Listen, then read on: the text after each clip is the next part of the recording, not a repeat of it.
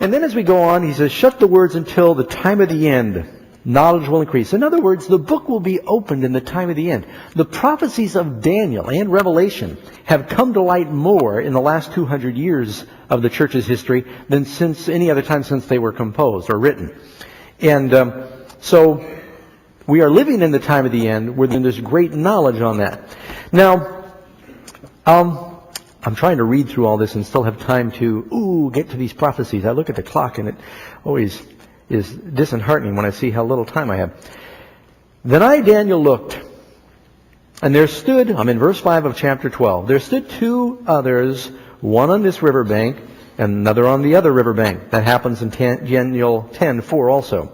And one said to the man clothed in linen, who was above the waters of the river, how long shall be the fulfillment of these wonders? And I heard the man clothed in linen, who was above the waters of the river, when he held up his right hand and his left hand to heaven, and he swore by him who lives forever, that it shall be for a time, a times, and half a time. A time is one complete cycle of the seasons, or a year. They knew when this earth had gone around the sun once.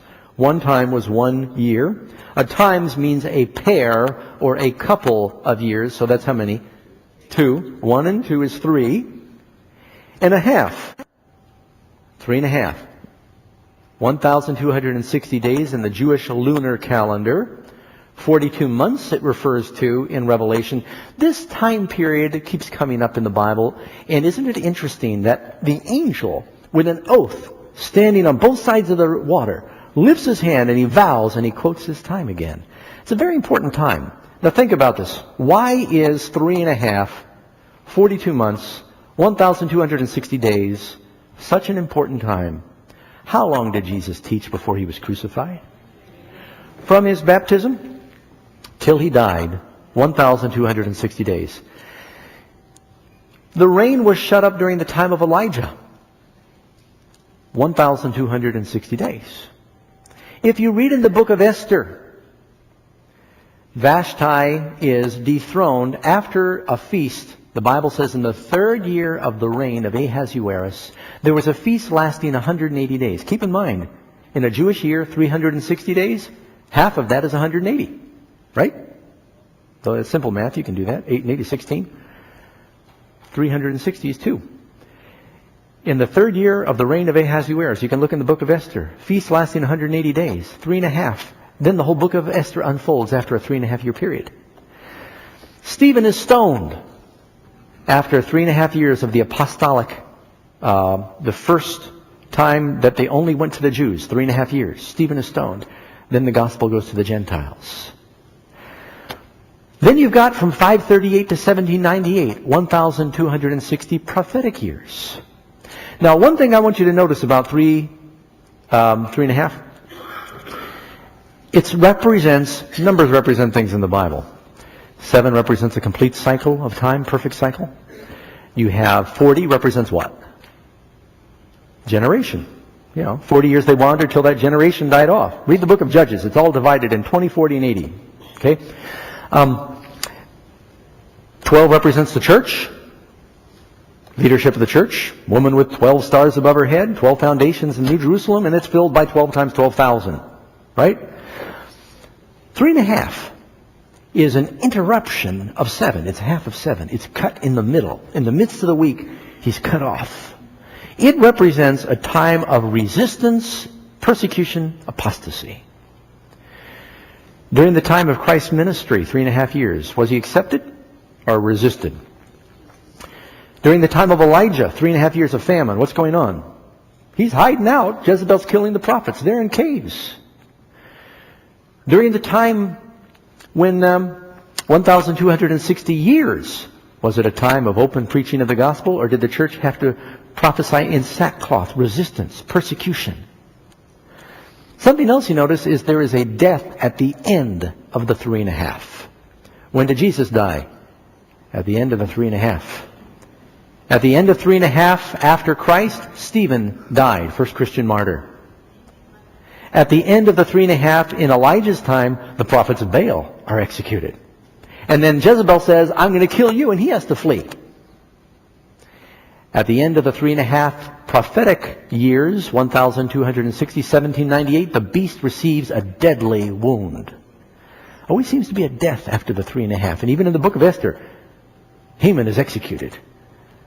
So just to stir up your pure minds, and I think the Holy Spirit will make some of that register. Now, if we stop here, it'd be easy. We understand 3.5.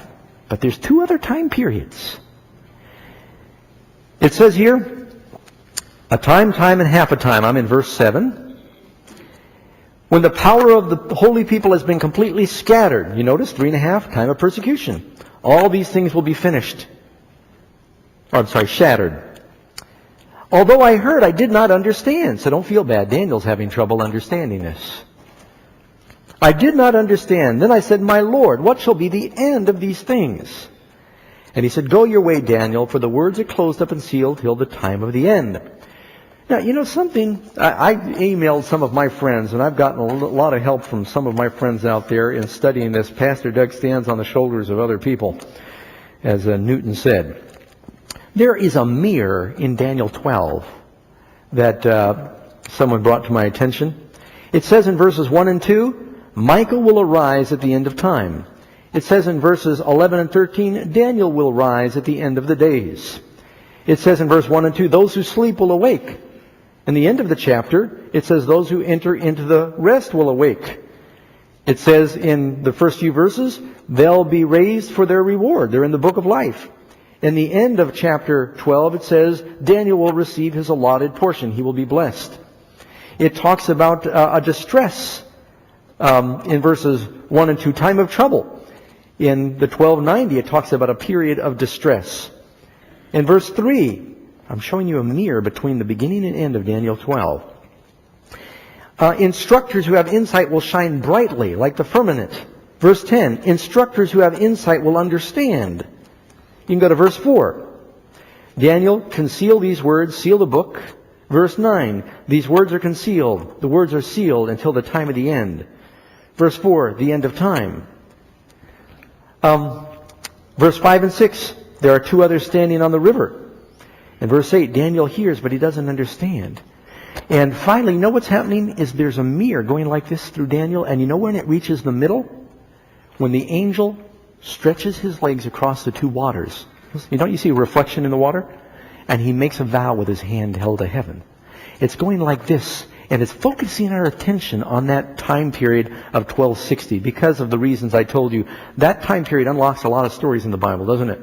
42 months in Revelation, 3.5 in Daniel 12, 1260 in Revelation. There's many, many places that you can find that. Like I said, including Elijah, Stephen, Esther. It's a very prominent time period of persecution of God's people. Now, then he goes on. What will be the end of these things? Verse 9. Daniel, go your way, for the words are closed up and sealed till the time of the end. Many will be purified and made white and refined. There'll be a special outpouring of the Spirit. But the wicked will do wickedly. Those that are just will be declared just. Those that are wicked will be declared wicked. The wicked, none of the wicked will understand, but the wise will understand. And then he throws 2 time periods at us at the very end. From the time the daily sacrifice is taken away and the abomination of desolation set up, there will be 1,290 days. Blessed is he who waits and comes to the 1,335 days, but go your way till the end, for you will rest and rise or stand in your inheritance, your lot, at the end of the days. I'm reading 2 versions together here. We finished Daniel 12, reading it. Oh boy, we haven't finished figuring it out. All right. I asked them to put a board up here. I'd like to put, in the studio, put up the first chart, the historic interpretation. I believe in the historic view. Does everyone hear me? What did I just say? Historic. I believe is what I wanted you to hear, in the historic view of Daniel. But I'm going to go on to say there may be an additional, a mere interpretation. There's many examples in the Bible where one prophecy can have a couple of interpretations that don't contradict. There's the literal, and then there's the more symbolic. When Jesus talked about the destruction of Jerusalem, he also said this is a parallel for the end of the world, right? When Nathan told David, your son is going to build me a house, he not only meant Solomon, he meant Jesus, the son of David, would build a house. So look at Daniel 12 with that possibility. All right. You have the date of 508.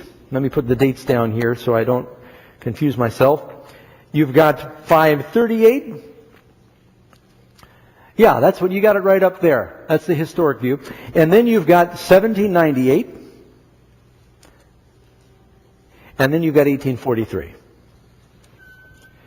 Now I almost had to do this on a board for you to understand. All right, we all know that you've got 1,260 years going from 538 to 1798. Time of great darkness, persecution.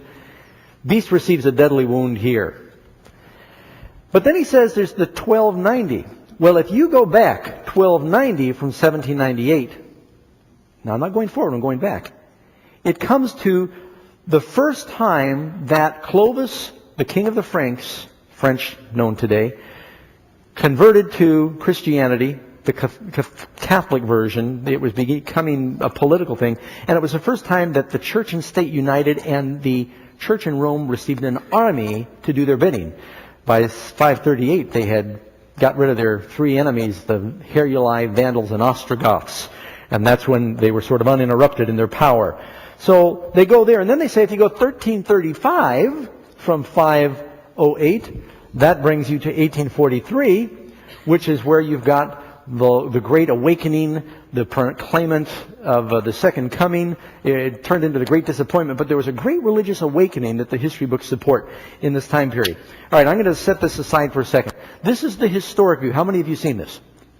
If you read the book by Lewis Ware, Daniel the Prophet by Stephen Haskell, Uriah Smith, they all support the historic view. I believe that. Here's where I'm going out on a limb a little bit. Now, do we have room to study these things out and wonder if there may be something additional in the future? Are we allowed? Will you mind if I just share this? Now, keep in mind, I think we need to be very careful when you do these things. First of all, I don't believe in date setting. I think we need to be... Here, let me quote James White.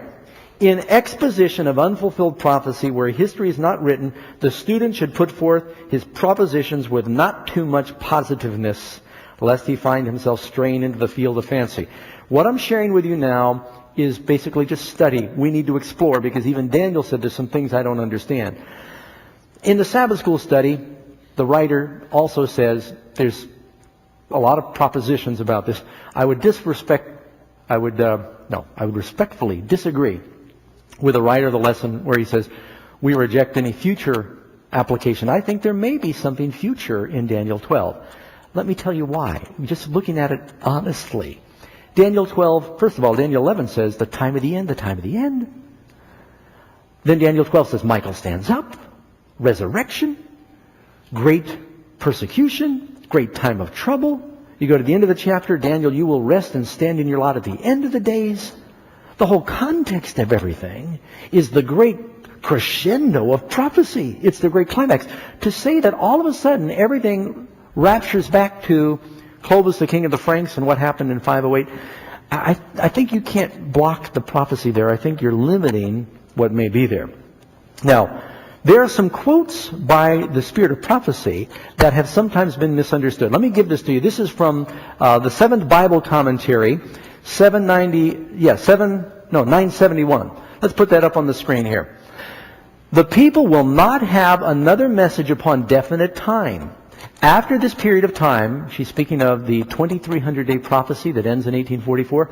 After this period of time, reaching from 1842 to 1844, there can be no definite tracing of the prophetic time. Now, the word "the" is a definite article. What prophetic time is she talking about? The longest reckoning reaches to the autumn of 1844.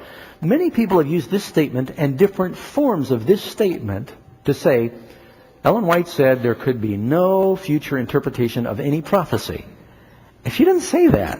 She was talking about people who kept moving the 1844 date and trying to reinterpret it. And she says, God's shown me that for this prophecy, for the prophecy, there is no time period goes beyond 1844. Does that make sense? You can't honestly use this to say that there's no time prophecies beyond that. I don't think that time prophecy is to be part of our message even now, even what I'm going to share with you. Let's go to the next quote. Now, this is a quote from 6th manuscript release, page 251. 1 week ago last Sabbath, we had a very interesting meeting. They were dealing with a brother who is kind of off on his prophetic interpretation. Brother Hewitt from Dead River, I think that's prophetic, he's from Dead River, was there. He came with a message to the effect that the destruction, she begins to cite a number of his errors. Don't miss that. He came with a message to the effect that the destruction of the wicked and the sleep of the dead was an abomination within a shut door that a woman Jezebel, a prophetess, had brought in, and he believed was I. She said he believed I was Jezebel, this false prophetess, that I was that woman Jezebel. We told him of some of his errors. They recite some of his past errors, that the 1335 days were ended. Wait a second here. Here she says one of this brother's past errors was that the 1335 was ended. Isn't that what it says? And numerous other errors of his. She never quotes anything positive. She's quoting the errors of this brother. Does that make sense? You all with me? Let's look at the next. Is it true that there is no prophetic time in the future? Now I'm quoting from the Great Controversy, 640 verse 2. The voice of God is heard from heaven declaring the day and the hour of Jesus' coming. That's also in Maranatha and early writings. Now, if the voice of God is declaring the day and hour of Christ's coming, it hasn't happened yet, that is a prophecy, it is a time, and it is future. So you can't interpret her writings consistently to say there's nothing in the future that has to do with time. You still with me? All right, one more. July 30, 1903, letter to Daniels and Prescott. Let us read and study the 12th chapter of Daniel. It is a warning that we will need to understand before the time of the end. Future, we need to understand this. And so with that in mind, I think that we need to be very careful in our study of these things and not be dogmatic. But is it ever possible that in Daniel, does a day always represent a year in prophecy? Let's first talk about that. Daniel chapter 9 begins by Daniel reading the prophecies of Jeremiah. While I was reading the prophecies of Jeremiah that said that the children of God would be 70 years in captivity, those 70 years he refers to, are they literal or prophetic? They're literal. In Daniel chapter 4, where Nebuchadnezzar has a dream where 7 times pass over the king, those 7 times, we've learned that a time is a year, 7 times 7 years. Are they literal or prophetic? Well, they're literal. We know that Nebuchadnezzar historically, there may be a prophetic and spiritual application we don't know about, but I'm not going to go there. But we know that it at least has a literal application, right? Okay. So there is a precedent that, and if that statement I read by Ellen White a little earlier, she says, prophetic time is not to apply beyond 1844. Some have wondered, does that mean we don't apply a day for a year after 1844? But a day means a day. Now, with that in mind, in the studio, jump past this chart. We're going to go back to it, and I want to show, that's it. Yeah, let's show. There are many people, you keep in mind, and I'm not preaching heresy, I'm just trying to stir up, since our church, the jury is out on this, I think that we can share it without being heretics, right? Not being dogmatic. Everyone understand? We're praying and studying. There may be a last day meaning for Daniel chapter 12, in addition to the historical. Okay? In my office, you know how much mail I get at Amazing Facts where people say, I've done this Bible study, I'd like to share it with you. I probably have had 1,000, I might be exaggerating, studies that have come to me or emails where people say, I think there may be some last day application. These are good people, these are scholars in the church that think there may be some additional last day application for Daniel 12. Well, for one thing, we already know the time of trouble, is that past or future? Well, there was a time of trouble during the Dark Ages, but the plagues, when is that? Future. The resurrection, past or future? Michael standing up at the judgment ending, past or future? So many things we're looking at are future. Let's suppose for a second, you're going to have to look on the screen now at the chart that I'm showing. I'm not going to draw this on the board. There are a number of ways I've seen this arranged, but probably the most common is, let's suppose you've got 3 time periods in Daniel 12. You get 1260. If 1260 represents a time of resistance and persecution, that would mean where a law is first made that compels us to break the law of God, sometimes called a Sunday law. Doesn't it say in Daniel they made laws that required you to break one of God's 10 commandments? And many have believed that that will be a law that will force us to break the fourth commandment in the last days. And during that time, there's what they call the small time of trouble. You can't buy or sell. That may go on 3.5 years, a time of persecution. What often happens at the end of 1260? A death. A decree is made when they see that the people of God, and you know what, the message is going to go like wildfire during that time of persecution. Doesn't the church usually grow during those times? You look at the 3.5 years of Christ's ministry and the 3.5 years before Stephen was stoned, the church exploded. There's going to be a great outpouring of God's Spirit. At the same time, there's great persecution during that period. I don't know if it's going to be this, but it could be. Small time of trouble, can't buy or sell, might have to flee into the country. And you're all going to come visit me in Covelo, right? I'm going to the cave, just in case you want to know, during that time. And I haven't told you where that is. But then there'll be a death decree. Now, have you noticed in the book of Esther, a death decree is made. And by the way, Ellen White says what happened to the people of God in Esther will be repeated at the end of time. A death decree is made, and a time period from the time the decree is made until it's implemented. You know, most governments give you a time. They say, this is the law, it will be implemented at this time. In the book of Esther, the decree is made, but it's not implemented till a future date. The shortest time period that our government typically has for implementing something is 30 days. Isn't that interesting? So that might be the time from the death decree until probation closes. During that time, you're going to have to flee into much more remote places than just the country living. You might have to flee to the refuges. And that would be that 30-day period. Then the 45 time is after probation closes. Michael stands up. Great time of trouble. 7 last plagues. It refers to, you can look at also in Joshua 14, verse 10. It speaks about the time of Jacob's trouble. Now, 45 days. How long did it take for the 10 plagues to fall on Egypt? It wasn't months. It wasn't years. It was. You add it up and it's about 45 days. We're not sure because it doesn't give the time, but you just look at this scenario, and some plagues lasted for days, some happened quickly. There was little breaks in between when Moses went to the Pharaoh. I'm sorry, but I was not able to copy the remainder of the DVD very well. I believe very much that we need to be reading the prophecies and understanding them for our day. Sadly, most all of us SDAs have bought into the idea that nearly all the prophecies were completed in the past, so we don't need to be diligent students of prophecy today.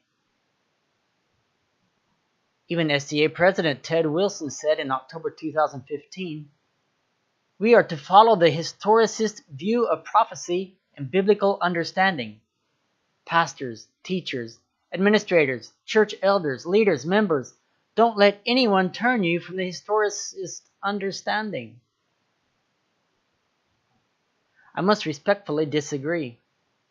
Not knowing the prophecies for their day is what destroyed the Jewish nation at the time of Christ. We are in imminent danger of repeating their mistake. I call on fellow SDAs especially to study the words of God. They are given to us on whom the ends of the world have come. Study the feasts of the Lord to get timing clues and learn what Jesus is doing now. Study the books of Daniel and Revelation. And please, someone bind these 2 books of the Bible together and print them and distribute them like the leaves of autumn. And no, I'm not talking about Uriah Smith's book. I'm talking about the Bible books. And let's always remember in everything we do to keep looking to Jesus.